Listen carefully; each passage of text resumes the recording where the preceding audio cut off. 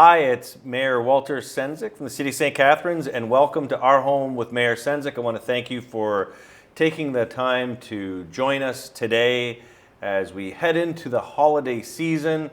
Yes, it is upon us. And it is a wonderful time to be in our community during the holidays, where you can come to our downtown. We do have free parking starting in December, courtesy of the Downtown Association. We have a number of new retailers in our downtown and old familiar faces that are there waiting to greet you and check off that item on your list, that unique item. So I encourage you just to explore the downtown, and it's a beautiful time of year. We have the Tree of Lights at the City of St. Catharines in support of the Hotel Dieu Shaver. So if you have someone who's been able to use the facility, check out that campaign as well. And I'm sure you'll be surprised by how beautiful City Hall looks as it's all ready for the season. So today we're going to be talking about the holiday season, but in a different way. We have on our show joining us Betty-Lou Souter, and many people are familiar with Betty-Lou as she has been the lead organization through community care. And we're going to be talking about the holiday food drive that's coming up and shine a light on that part of our community in which there's a growing need. As well, later in the show, we'll be joined by Deanna Jones from Suitcase in Point, and she's going to be talking about the Holiday Cabaret. And it's a very special cabaret that has grown in its attendance, and also it's become a holiday can't miss in our community. And she's going to be talking about that, and so looking forward to having her on the show. But first of all, Betty-Lou Souter, CEO of Community Care St. Catharines and Thorold, and celebrating its 90th year in our community. No, it was 1919, so we're encroaching on 100 years. Encroaching on 100. Yes. And it's had a long history in our community care. And interestingly enough, this year we celebrated the 100th anniversary of the Battle of Vimy Ridge and Passchendaele. And it's coming up on the 100th anniversary next year, 2019, the ending of World War I. And as Betty-Lou, you and I were talking about before the show, the community care came about because of the lack of supports for those coming home from World War I. And yes, and that's very true. And Leon Taylor was concerned about the soldiers coming back from the war, and did they have enough food, and did they have enough to provide for their families? And so she used to make a pot of soup on her stove. She lived on Yates Street, and she would take it over what was then the Bourgogne Bridge on a horse-drawn cart. But what is alarming to me, and I think that you and I were talking about it, is we weren't looking after our veterans very well at that point. And I think we have to pause and reflect. Are we looking after them any better now than we did in the past? And I think there's lots of veterans that'll tell you they're not getting the support that they need. Right. And so what's alarming, and what lessons have we learned over that period of time? I'm sure there's lots of lessons learned, but there's still things that are outstanding. So in 2019, community care will be 100 years old. Right. It is one of the longest running uninterrupted charities that we can find in the province of Ontario. When I say uninterrupted in the community, what that means is if there hasn't been any interruption in services, there's other organizations that have come in and they've left and they've come back, but we've been in effect since 1919. Right. So is it positive? It's positive that the community has supported people in need. What isn't positive, I suppose, is the fact that the need still is there and it continues to go on. And that's the part that, as much as we try, in my opinion, there's always going to be people who are going to be falling between the cracks, people who through no fault of their own are having to ask for help. And as I said before, the good news is that we come from a very caring community, a very compassionate community, as you know, and all your work that you've done in the Compassionate City Project. We do live in a very compassionate city, and people just have to be reminded, and that's why I'm thankful that you asked me to be here today, just to articulate that and remind people that there are those in our midst who, through no fault of their own, find themselves on the receiving end as opposed to the giving end. And this year is an extraordinary year. Everybody says, well, every year there's something different that's happening. And I'm not sure what's happening out there, and I'm sure you're feeling it within your work as well. But last week alone, we registered 45 new individuals and families. Right. Now that's alarming. I'm not saying we're up 45 families, but as long as I can remember, and I've been doing this for a while, I have never seen a week where we've had as many new families. Perhaps back in the last recession, there was an influx of people, but this has sort of been continually building and building and building. And 9 new families a day is significant in my opinion, because it means something's wrong, something's happening, and how are we going to fix it?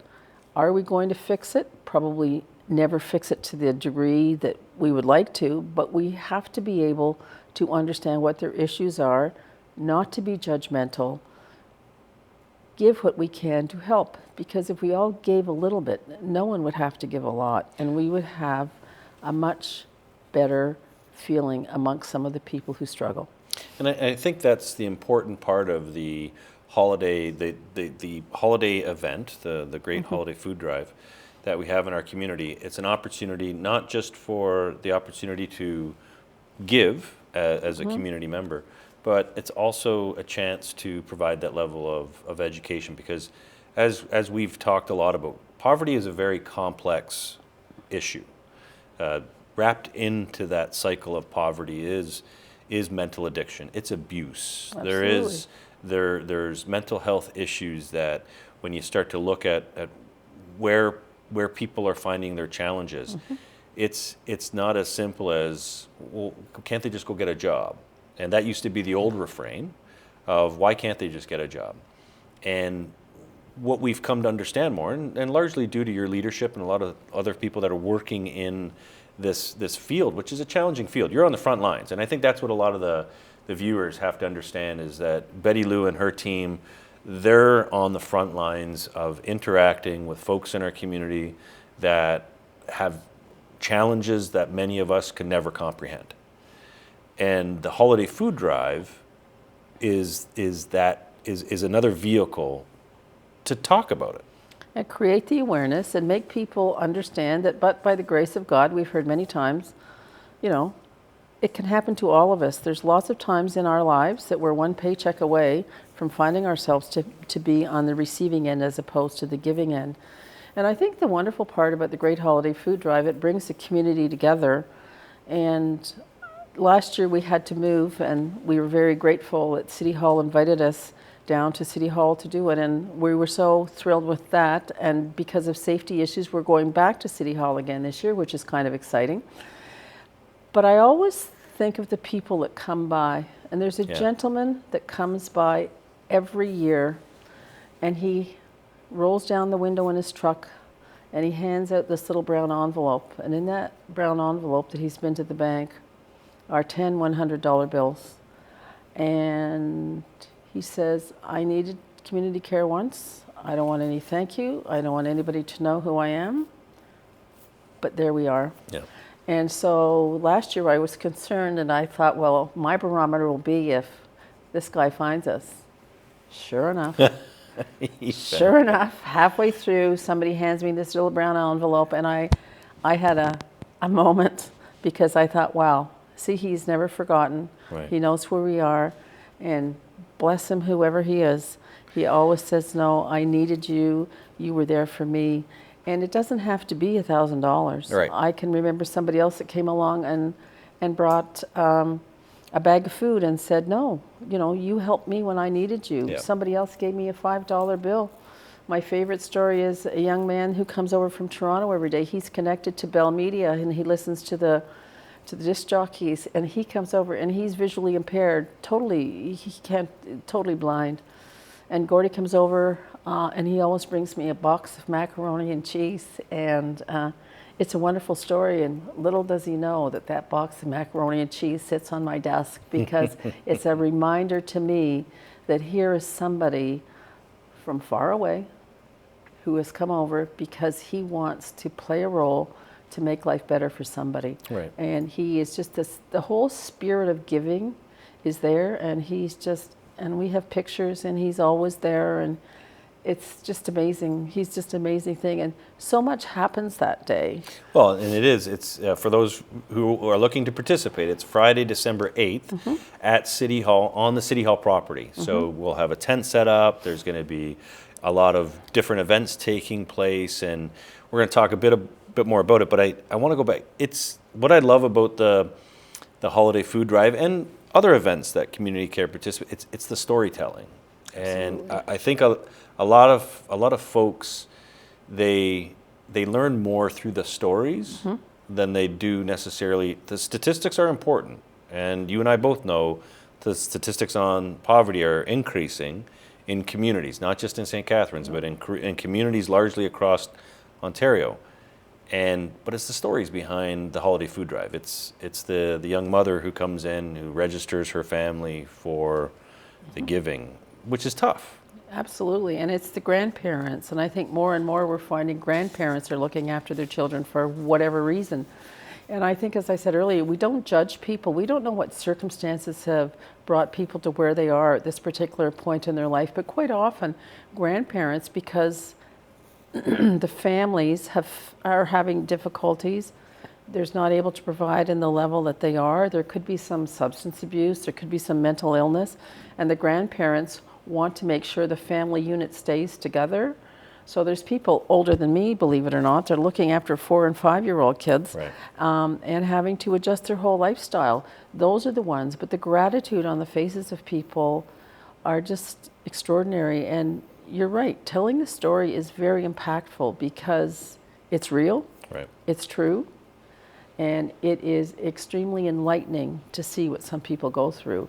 I always remember the family that were so delighted when they came down for Christmas because now they wouldn't have to eat rice every night, because that was the only thing that they bought a 50-pound bag of rice, and that kept the family going, and now they were going to be able to have the different choices, Right. particularly at Christmas. And community care believes in the freedom of choice at Christmas, and it's the one time of the year that we give people a food voucher so that they can go and help themselves to the things that they feel they would like to have in their cupboard at Christmas.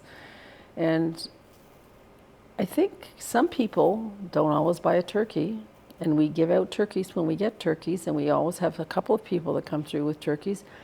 Some people might buy 20 pounds of hamburger, Right. but it's how they spend their money is up to them. Right. And we think it's important that they have that freedom of choice at this time of year. Other times they come into our food security program, we have a pretty good variety, but we don't have all the trimmings and the fixings and all that kind of stuff. So we put together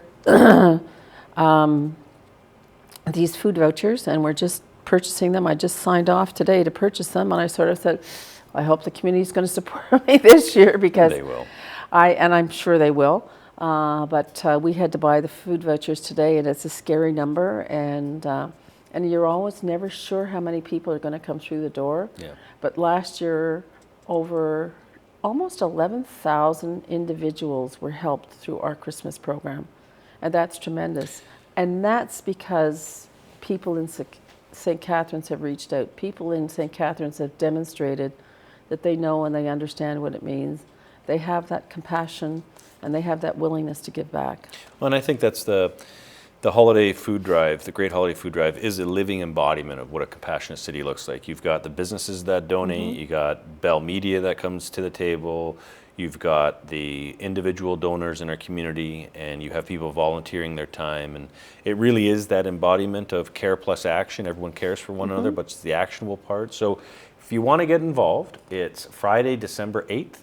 It's at City Hall. It starts at Well, we'll be there from break of dawn, 5:30 in the morning. 5:30 in the morning till I think the last call is at 7 o'clock at 7 night. o'clock at night. It's a long day. We look to see you out there. We want as many people to come out and support the Great Holiday Food Drive. It's in downtown St. Catharines. There's plenty of parking. There would be a lot of events taking place, and you could learn more about it by going to the Community Care website, as well as some of the other programs that you can help support through Community Care. So, Betty-Lou, I want to thank you for your leadership in our community. I want to thank you for shining a light on a lot of the difficult discussions that we need to have in our community. And being involved at Community Care, it's not just about the holidays. There's needs throughout the year. Absolutely. So if you want to get involved in Community Care, please check out the organization. They do wonderful work, and they've been doing it for almost 100 years in St. Catharines. So, Betty-Lou, thank you for taking the time to be on our show, and we will be right back.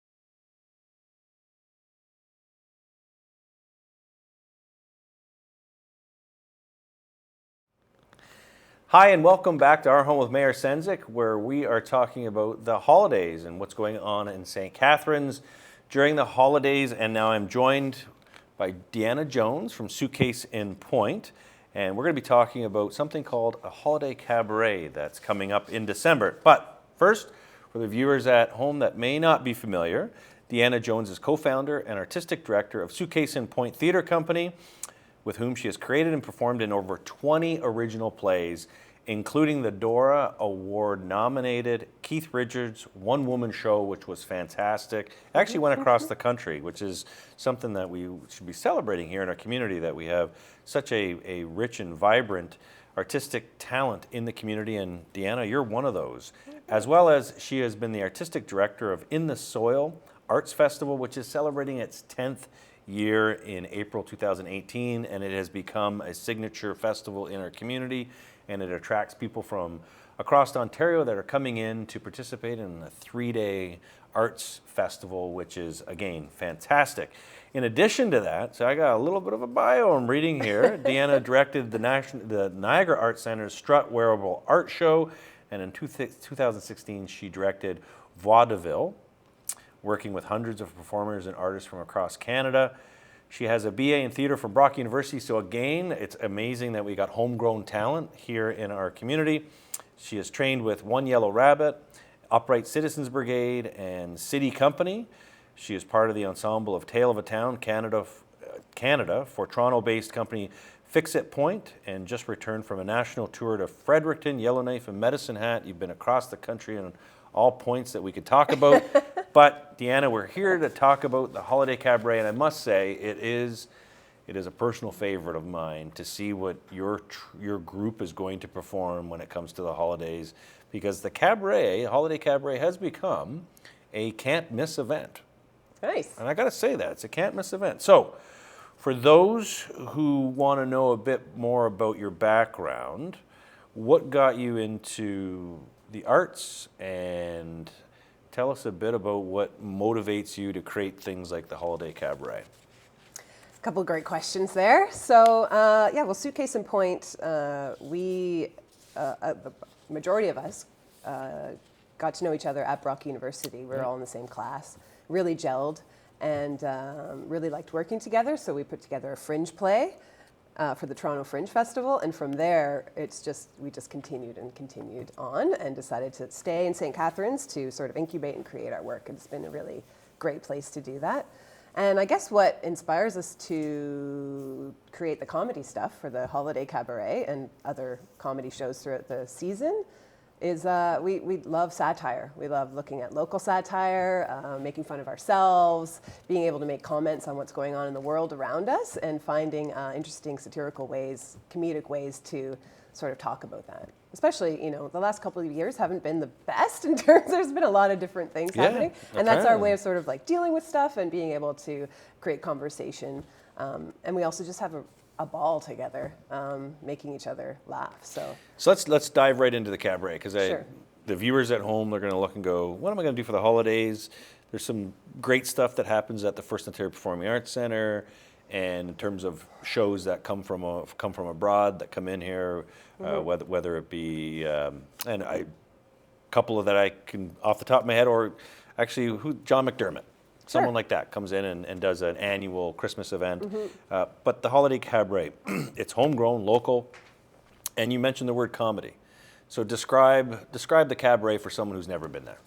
Sure, I would say it's something like Saturday Night Live, but on HBO. So it's definitely adult-oriented comedy, satire, looking at events that have happened in the past year, looking at all the different fun noise that you can play with around the holidays in terms of family dynamics, or the shopping craze, or or other things that are going on like that. So we take those things and we bring them into bits. So it's almost like a sketch comedy show. So you're gonna, if you come to the show, you'll see a 60-minute sort of laugh every 30 seconds, hopefully. Oh, yeah, you're laughing. Yeah, you're laughing. So how long does it take to put, so are you working on this in the summertime, sort of like a Christmas album where you got to record in July, get into the spirit for a December drop? No, actually, this holiday show is our second comedy show of the season. So we actually just finished one in the fall, and this one we do annually. And there's never any, we never run out of material around the holidays. So we're writing this almost up into the minute, very Really? much like, you would expect Second City or Saturday Night Live to be doing. So we'll be writing, rewriting, improvising, using that. We get together. So it takes about, we start about a month and a half prior to the show. There's always, there's some backlogs of scripts from past years that we might dig up and bring into the fold to test again. And there's always some recurring characters. I've played Jesus quite a few times Yes, in you the have. Cabaret. Yes, you have. We've had Jesus and Santa as the odd couple. We've had the reindeer as a group of cops trying to get back whoever killed Frosty. The snowman. Those are some of the sillier ones. Yeah. I remember but we're those. definitely, so we're writing now, and we're often, depending on, something, we're really eager to stay on top of what's happening in the news, what's happening around Niagara region, what's happening around the world, and finding what's going to keep our show current. Right. So we've got 3 shows at the FirstOntario Performing Arts Centre in December, second week of December, and So it's 3 shows? there's 3 shows, the Okay, Thursday, all Friday, at Saturday. night? They're all at night? All Okay. at 8 p.m. Okay. December 7th, 8th, and 9th. Yep. And sometimes even, the show we do on the 7th might be a little bit different than the show on the 9th, depending on what's going on. But So you can. it's not improvised. It's written. It's written, yeah. but it is a frenetic. I want to say the word frenetic. It's a frenetic pace. Like Yeah. There's a lot of pace to it. There's a lot of movements, Yeah. and it takes place at is it Robertson Hall? That's at right, the First Robertson Ontario? Theatre. Robertson Theatre. So it's for those of you who haven't been to Robertson Theatre, it's best described as like a black box. Sure. Yeah. And so you can make it something special. And with the Holiday Cabaret, it's very intimate. Yeah, we sort of set it up cabaret style. So there's seating with tables right up close to where the you can get action right is, close up, and yeah. I know last year we were going right into the audience for some of those, Yep. some of the scenes. That's why I sit at the back. At the back. But there's Making lots of sure. room. You can be in the back or in the front. And I think they're also, the PAC is selling, tables of 6 and 4. So you can go, Right. I know there's a few businesses that have bought, tables for their holiday party, for Right. their business and that Right. sort of thing, which is exciting. And So maybe you can maybe part of it could be something about the Burgoyne Bridge. That could be part of, if you want to factor that. If you're looking for It's a something little- topical, it seems to be on a lot of people's mind at times. Yeah, It's sure. maybe the most expensive gift that's ever been built in Niagara. That's a region issue, not a city issue. So Sure. that's a deflection. That's what I'm deflecting. You're deflecting to the deflecting region it to on the that region one. because Great. just for those at home, the region built the bridge. It's not a city-built bridge, so there's a lot of confusion at budget time about why we built the bridge. Just correcting that, it is a regional build. Anyway, back to. Well, maybe you need a cameo in the show. That means I got to sit closer, right? But in terms of what you've seen as part of the art scene, and I think this Holiday Cabaret is an important part of this growing space, I'll call it, because you've been a part of the scene for more than a decade. And how have you seen, as someone inside the trade of the creative class, how have you seen the growth in the St. Catharines from your perspective on the creative arts and as a sector, as part of who we are? It's been pretty exciting. When we founded in 2001, which is years ago now, there was a grassroots artistic scene happening, and we were being very inspired by some long-lasting groups like the Niagara Artist Centre, Carousel Players, Theatre Beyond Words at the time, and as mentors and colleagues and supporting, and also just a slew of different incredible musicians and other visual artists that have been in the region for years. And that was a real inspiration to sort of connect to that. It didn't feel like a place where you're constantly competing, and you can actually support each other and that sort of thing. And then over the years, it's been very exciting to see how our company has grown. Even on the national theatre milieu or the arts scene, to be recognized, our In the Soil Arts Festival that we produce every April, how that's being recognized across the country, and St. Catharines is a place, people mentioning that as a place for a really great opportunity to present work from across the country. And over the years, our festival going into its 10th season, right now we're in our 16th season, Suitcase and Point, and Wow. Of course, all the infrastructure projects with the FirstOntario Performing Arts Centre and the Marilyn I. Walker School of Fine and Performing Arts, those are all great things in terms of backing up what we've always been so passionate about. And just to see, the growth has been really exciting, and there's lots of room to continue to grow. So I just want to build on that point in terms of, has the downtown become a hub, more of a hub? Because of the fact that you've got the Marilyn I. Walker and the Performing Arts Centre, the FirstOntario Performing Arts Centre in the downtown, and complemented by the knack that's been there for 50, 60 years. Do you find that now we finally have what we'd be properly identified as a hub of creative activities taking place? Yeah, I would say so. I would vouch for that idea. And definitely myself, just living and working in downtown St. Catharines for so many years, you definitely see a change of pace. It's exciting to, on a Wednesday evening, walk downtown and see a bunch of people walking out of a film and those sorts of things that, and all these new businesses and interesting and young entrepreneurs that are popping up everywhere is very exciting. And I think that everything has been sort of dependent on the other. So I think that there's a really great synchronicity happening in the downtown, and that it's feels definitely more bustling. So one of the great ways to support the arts community is by getting involved and taking advantage of the Holiday Cabaret, and seeing homegrown talent take the stage and create really memorable works. And as a comedy, like I say, it's a highlight for me. Look forward to it. So if they're looking to get tickets, Deanna, where do you go, and how do the viewers make sure that they get a seat, whether up front or at the back? Make sure you get a seat, front or back. You can go to the FirstOntarioPAC.ca, the website. All the tickets are there, and they're pretty affordable. I think they're $25 for an individual seat, or you can, like I said, they're selling tables of 4 and tables of 6 for if you want to bring a whole gaggle. You can also go to our website, suitcaseandpoint.com, and we can lead you to that website as well. Okay, so there you have it. It's a wrap for the holiday episode or holiday show for Our Home with Mayor Sendzik, where we've talked to Betty-Lou from Community Care, talked about the need in our community, and also if you're looking for something really cool to do over the holidays, beginning of the holiday season, you got to check out the Holiday Cabaret. You will not be disappointed, and I am confident you're going to go away. You're going to have a lot of laughs at the Holiday Cabaret. So Deanna, I want to thank you for coming on our show. And for those who are out and about, there's a lot going on during the holidays. Check out the city's website, and you'll have a list of all the different things that are taking place across St. Catharines. And I hope you have a wonderful holiday season. So until next time, have a great day.